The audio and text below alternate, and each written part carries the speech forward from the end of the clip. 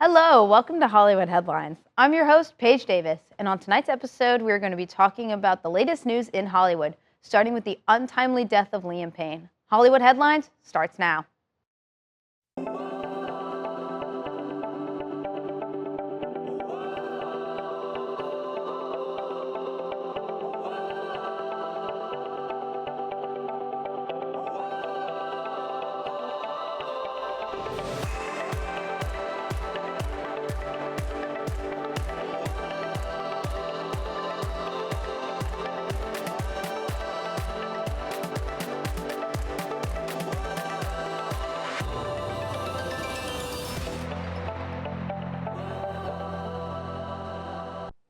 Before we get into the show, I would like to take a moment to thank Rizzo for being today's guest.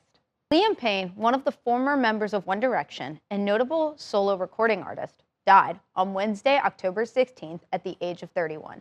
His death was confirmed by Argentinian police as they reported that the cause of death was from Payne falling from the third-floor balcony of a hotel in the city of Buenos Aires.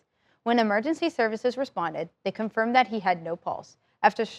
After sustaining multiple internal injuries, many of his fans, as well as celebrities, have poured tributes to Liam, expressing their remorse over how unexpected this death was. Rita Ora, who was one of Payne's collaborators in the song For You, stated that Liam, quote, had the kindest soul and that he was such a joy to be around on and off stage, end quote. This is still a developing story as more information regarding his death will continue to be released throughout the next week. Our thoughts go out to his family, friends, and his fans who are processing this unexpected loss. Peach, were you a fan of Liam Payne or even One Direction? I was more of a casual fan growing up, but I would argue that One Direction was a really big part of my childhood. Like, just all of the girls my age were very into it. The kind of boy band era was, like, very significant. So I would argue that this has been a very significant death just, like, culturally, especially for our generation. Yeah, I would compare it to, like, when John Lennon passed away and stuff absolutely. like that. It's very, very comparable to that sort of thing. It's the John Lennon of our generation, as I've been hearing. Yeah, all over the absolutely. internet, so. One Direction has very often been compared to the Beatles, like the modern day Beatles, just both from where they're located and also just their success, the whole boy band aspect of it. And just like the female fan reaction is very similar to like the 100%. Beatlemania of the 60s. 100%. I also like, the only album I actually know in full by One Direction is Four. That is the only album I know in full by One Direction. You guys should go give it a listen because Four is amazing. And my favorite song, I'm trying to think what my favorite song off that album is. I've been really into Clouds. I really like Clouds. Clouds is so good. Yeah, I think One Direction in terms of like the songs that always are going to stick out the most to me, like Story of My Life, What Makes You Beautiful, just like they're classics, I would Literally, argue. so true. And do you think that his death will affect the music industry as a whole? I think so, definitely. I mean, considering that we're comparing this to like a Beatles death, essentially, I think that there's going to be a shift in the industry and the reaction to it, as well as our reaction to like how we treat boy bands, how we treat members. 100%. Yeah. Like also taking mental health into account in this. Yeah, as mental well. health is an incredibly important part of this. 100%. Music industry powerhouse Taylor Swift is making an exciting move in commemoration of the final leg of the Eras Tour. She released an official Eras Tour book filled with personal reflections, behind-the-scenes photos, and fans at the shows. But that's not all she's releasing. She's also dropping the Tortured Poets Department, the anthology, on CD and vinyl. This is big news, considering she did not do this for Midnight's 3 a.m. edition, while she did do a MetLife Stadium show exclusive 3 a.m. edition CD. It was missing a few songs off of the deluxe. All of these items will be available exclusively at Target starting November 29th, which happens to be Black Friday. Peach, are you a fan of Taylor Swift? And do you plan on purchasing the vinyl or the CD? I actually am a Taylor Swift fan. I saw her the first leg of the Eras Tour. I don't want to talk about it. But I'm actually not sure. I did purchase the vinyl of the original Tortured Poets Department that went out. But What copy do you have? It's the Target copy, but I think Okay. it's like that first one that she released. It's only got the first 13 songs on it. It's not the full album. I know which one you're talking about. Yeah, the what's it called? The manuscript, whatever. Yeah, the manuscript. And I'm unsure if I want to purchase it because I've definitely noticed a trend, not just with Taylor Swift, but a lot of different artists, like continuously putting out more vinyls and more merch that's like related to their deluxe music, instead of just kind of releasing it all together, especially with the album being as big as it is. Like, I kind of had wished they would have released it either sooner or with the original release, because it makes me wonder if I want to spend another $40 to $60 on an album that I already kind of have. Yeah, I already saw a price leak, and it said that it was going to be $59.99, which honestly isn't terrible, because I have Noah Khan's Will I'll Be Here Forever deluxe, like the deluxe edition, like thing, and it was 65. But Yeah, that was that's before steep. shipping. Shipping was like 80, and he's dropping another one with all the features on it around Record Store Day, and that one was probably gonna be like $80. But yeah, Yeah. I love Taylor Swift too. She's my slay, and I probably do plan on buying the vinyl as well. Just let me know how it is. I will let you know. When we come back from the break, we will be talking about the Rock and Roll Hall of Fame. Hollywood Headlines will be right back. The Rock and Roll Hall of Fame Foundation, located in Cleveland, Ohio, held their yearly induction week from October 13th to October 20th, with the induction ceremony held on the 19th. Held at the iconic Rock and Roll Hall of Fame Museum, the ceremony inducts iconic music legends every year, from the early days of rock to those musicians impacting the music industry. This year, we'll see the induction of iconic names such as Cher, Mary J. Blige, and Dave Matthews Band. Additionally, metal singer Ozzy Osbourne, best known for his work with Black Sabbath, will be inducted for a second time for his solo career. The ceremony will also see recognition for artists like Jimmy Buffett and performances from both the inducted artists and big names they inspired. Peach, who's your favorite of the artists being inducted?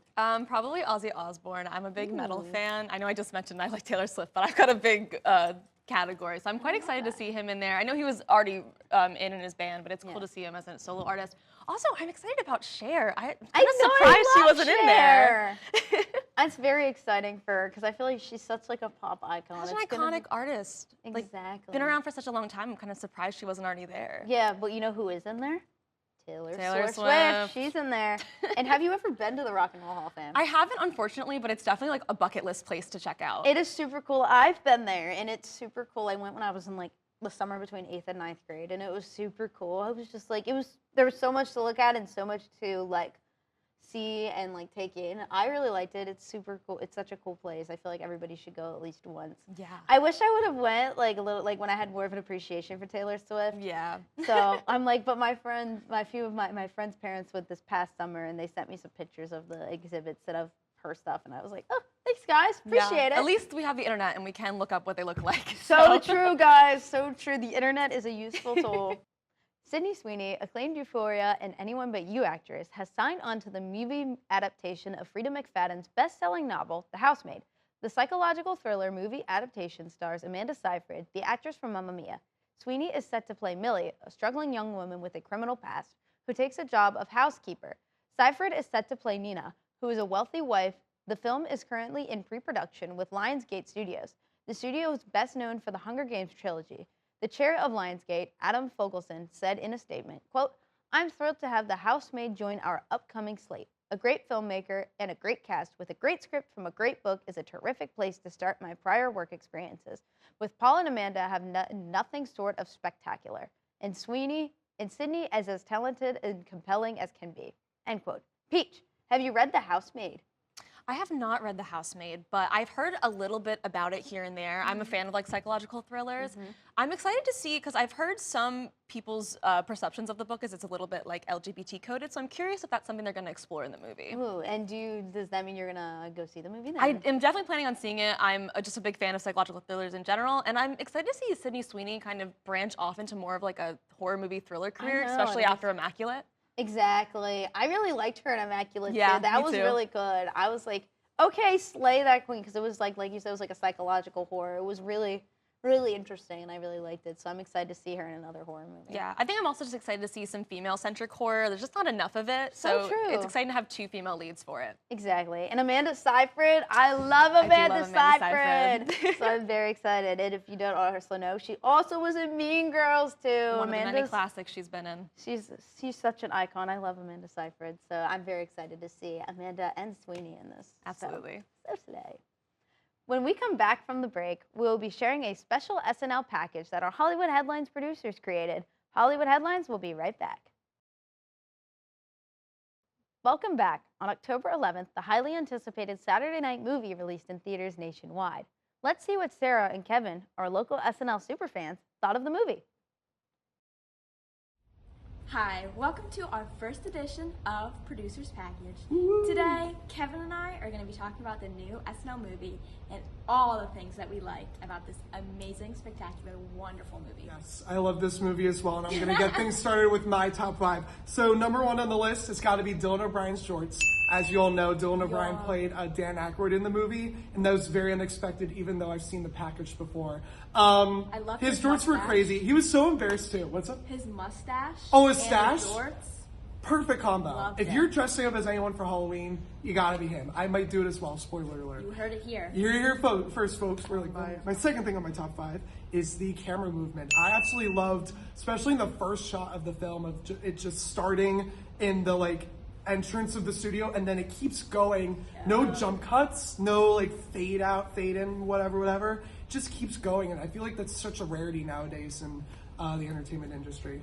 And then the acting, mimicking the people, like really know him from that, and just going from that to his impression of Dan Aykroyd, which is very difficult to master, even though it may look easy at first. He did a stellar job. He had to kind of like sound completely different too, and the way he like did it with his voice, and just it made me feel like it was like the actual Dan Aykroyd, which is like peak acting on my part. Everyone else did great too, but Dan Aykroyd was a star for me. A funny thing, so that was my 4th of my top 5, was John Belushi falling while ice skating, because that's so real, so true, so for real. I'm also a bad ice skater, so John Belushi, Preach. I relate to you, King.